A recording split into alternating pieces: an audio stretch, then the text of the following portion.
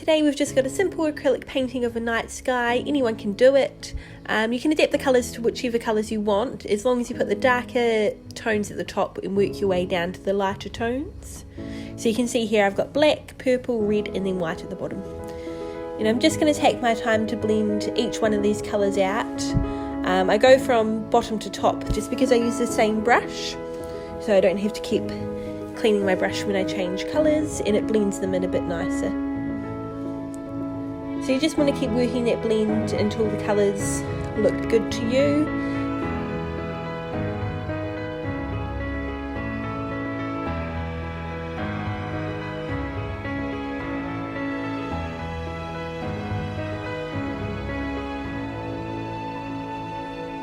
So when I get to the black colour, I tend to start blending from the top and then working my way down all the colours again, just to get a bit of the darkness throughout all the colours, and it just helps them kind of merge into one, so it looks more like a night sky at the end.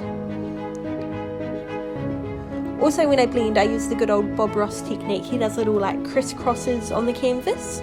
So you crisscross all over the canvas and then mixes the colours together, the different tones, and then you just go straight across with a clean flat brush.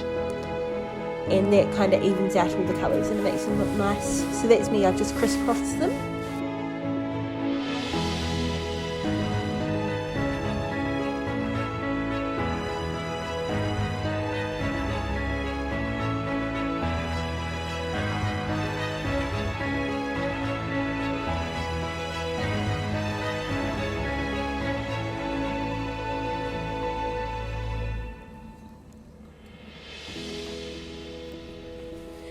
So at this stage I just keep blending and adding colour where I think I need to put it until it looks like a good enough night sky that I'm ready to put my stars on, which is my favourite part.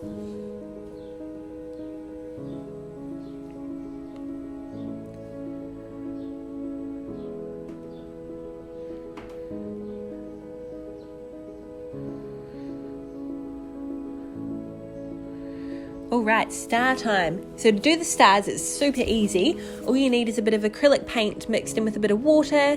Dip your paintbrush in there.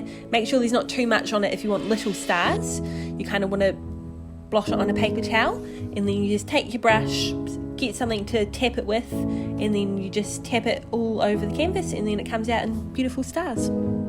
So easy, so nice looking. And if you want, you could always draw in a few bigger stars at the end.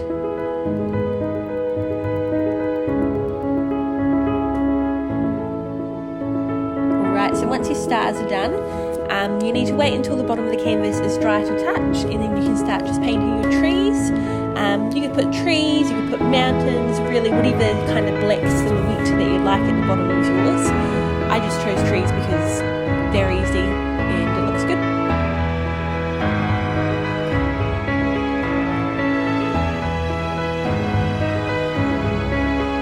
Also for my trees, as you can see, I start high on the edges and then I go down a bit lower, so it's kind of a bit of a